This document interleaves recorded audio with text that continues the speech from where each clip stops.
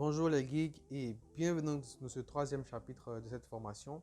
Alors ici on va apprendre donc les malwares et les antivirus. Alors je vais agrandir un peu la fenêtre du cours afin que vous voyez effectivement comment ça se passe ici. Alors ici donc le module 3 comme je l'ai dit c'est malware and antivirus. Alors déjà définition d'un malware. Donc les malwares sont des logiciels malveillants qui nuisent au bon fonctionnement d'un équipement informatique. Voilà un peu ce que c'est qu'un malware. Un malware, c'est un logiciel malveillant. Alors, les différents types de malware. Déjà, on a les virus.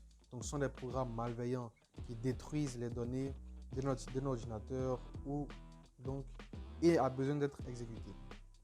Donc, les virus, on va apprendre, bien sûr, après ce cours, on va faire un peu de pratique. On va apprendre comment créer un virus, bien sûr, inoffensif, ne pas détruire ma machine.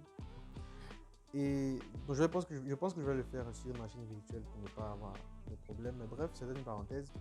Alors, donc vous devez savoir qu'un virus, c'est un programme malveillant qui détruit en fait les données d'un ordinateur et il a besoin d'être exécuté. On a les worms, donc qui sont les vers.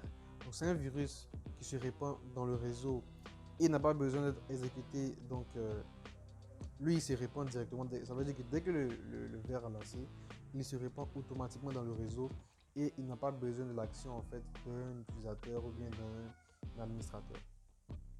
On a les backdoors, donc ou portes dérobées en français.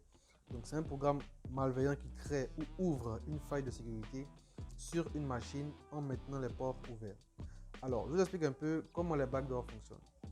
Ça fait partie de la partie donc, du pentest qu'on appelle donc maintenir l'accès, parce que bien sûr il y a 5 phases dans le pentest, mais je ne vais pas trop en parler ici. Donc il y a bien sûr la reconnaissance, il y a le scanning réseau, il y a le gain d'accès et il y a le maintien de l'accès aussi. Et après il y a l'effaçage des traces. Mais d'abord le maintien de l'accès. Pour maintenir l'accès, on peut par exemple installer des backdoors. Donc, comme on le définit ici, les backdoors sont des programmes malveillants qui vont créer ou ouvrir une faille de sécurité sur une machine en maintenant bien sûr les ports ouverts. Donc là, on fait le maintien de l'accès. Ça veut dire à tout moment, on peut revenir sur le réseau et faire ce qu'on peut faire. Donc on maintient en fait notre accès au réseau, soit au réseau ou à la machine. On fait ce qu'on appelle le maintien de l'accès. Alors, on a les spyware, qui sont des logiciels espions. Et bien sûr, on a vu récemment avec Pegasus, qui est un logiciel espion en fait, qui a été créé par une entreprise israélienne. Et donc, on a les Trojan ou Troy, les chevals de Troie. Donc, c'est un programme malveillant qui paraît bon et qui cache en son sein plusieurs types de malware. Donc, comme je l'ai dit dans la vidéo passée, vous devez télécharger donc, tous vos logiciels ou par exemple vos applications sur les sites officiels donc, de ces applications-là. À moins que ce que vous désirez, c'est des fichiers craqués. Mais même si vous voulez des fichiers craqués, vous devez savoir que vous n'êtes pas à l'abri en fait. Il peut s'y trouver des Trojans, donc des chevaux de Troie. Et c'est vraiment assez terrible si vous êtes la cible en fait d'un hacker. Vous téléchargez un logiciel par exemple, vous installez et plusieurs malwares commencent à s'exécuter en fait sur votre ordinateur. Alors, on a les rootkits. C'est un programme donc, qui permet d'avoir des droits d'administration sur un système. Ce qui veut dire tout simplement que si votre ordinateur est éteint, donc on l'allume et on voit par exemple qu'on doit se connecter donc à la session avec un mot de passe. Le rootkit peut avoir accès à votre machine, donc à votre session, sans donc entrer le mot de passe. Donc voici un peu comment les rootkits fonctionnent. Assez simple. On a les keylogger. Donc c'est un programme qui permet d'enregistrer les frappes du clavier. Dans la partie 2 de cette formation, on va apprendre comment écrire un keylogger avec le langage Python. Voilà, donc je prends un exemple. Lorsque la victime a exécuté en fait le script sur son ordinateur, tout ce que la victime va écrire à partir de son clavier, par exemple, je vais écrire n'importe quoi, par exemple, je suis Henri Joël, par exemple, de Hack Info, par exemple. Alors, par exemple, j'ai écrit je suis Henri Joël de Hack Info ici. Donc, ce texte-là que je viens d'écrire va être envoyé donc chez l'attaquant sous forme de fichier texte. Donc, tout ce que je vais entrer va aller chez l'attaquant dans un fichier texte. Voilà un peu comment les keyloggers fonctionnent. Donc, tout ce qu'on va taper sur notre clavier, l'attaquant là-bas, il va recevoir, le hacker, il va recevoir toutes ces informations, tous les textes qu'on va taper. On a les adware, donc ce sont des programmes publicitaires malveillants.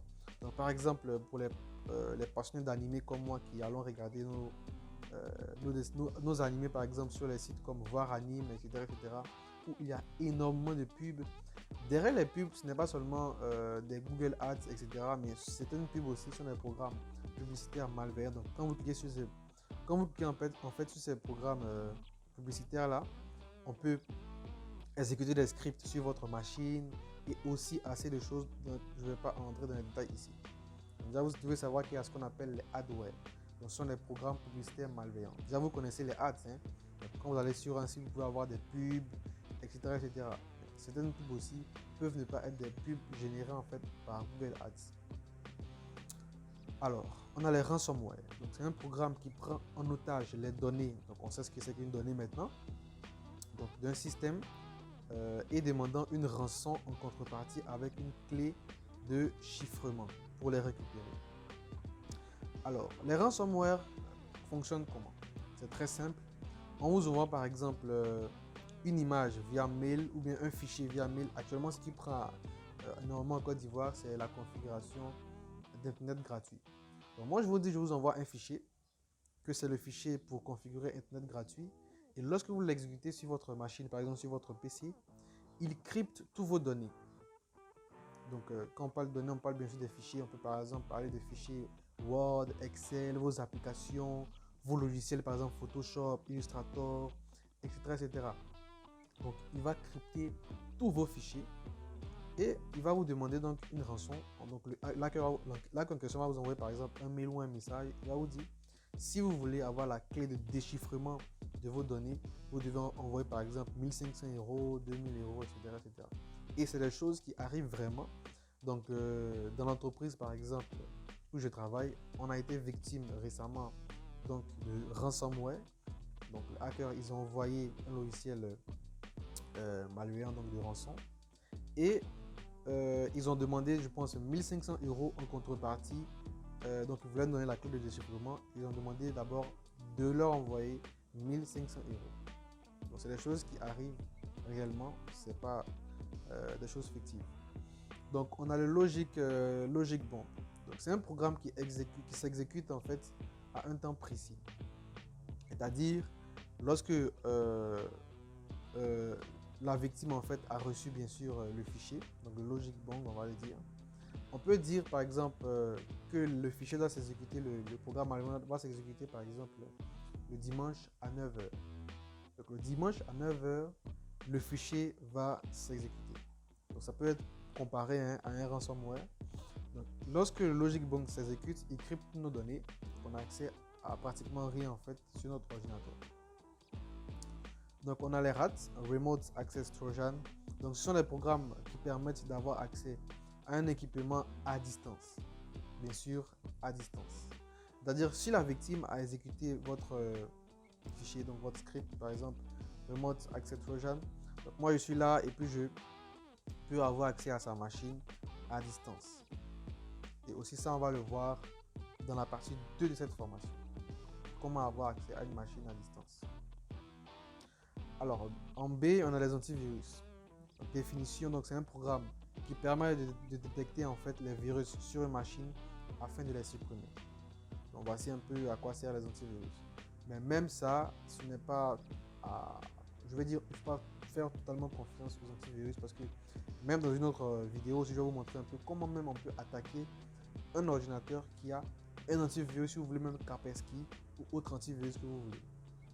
Donc les antivirus ne sont pas à prendre, à avoir confiance à cela à 100%. Alors, deux fonctionnalités d'un antivirus. On a le scanning, donc il scanne un peu la machine, il fait, comme on dit ici, integrity checking, donc c'est la comparaison de l'état actuel et un état précédent lors des scans. Donc, exemple, on a les exemples d'antivirus ici, hein, donc on a dit Kaspersky, Avast, Komodo, McAfee, etc., Panda, Bitdefender, etc. Alors, mais ici, on a un anti-malware qui s'appelle Malwarebytes, que je vous recommande aussi.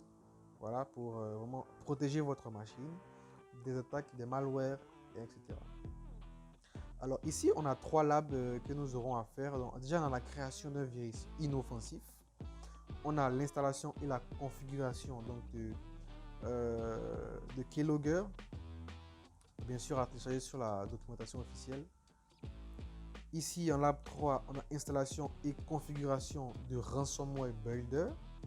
Alors bien sûr, je vais plus m'attarder sur les 2 derniers labs. Le premier lab, je vous laisse la latitude de le faire. Création d'un virus inoffensif, ce qui n'est pas vraiment complexe. Voilà, donc c'est ici la fin de ce 3e chapitre de cette formation. Malware et antivirus. On a appris la définition des malwares, qu'est-ce qu'un malware, les différents types de malware. On a appris qu'est-ce qu'un antivirus, les fonctionnalités d'un antivirus. On a cité un peu les différents antivirus qui existent. On a cité un anti-malware que vous devez aussi utiliser. Et on va se retrouver donc dans la prochaine vidéo pour les 2 labs. Allez, portez-vous bien. Ciao, ciao.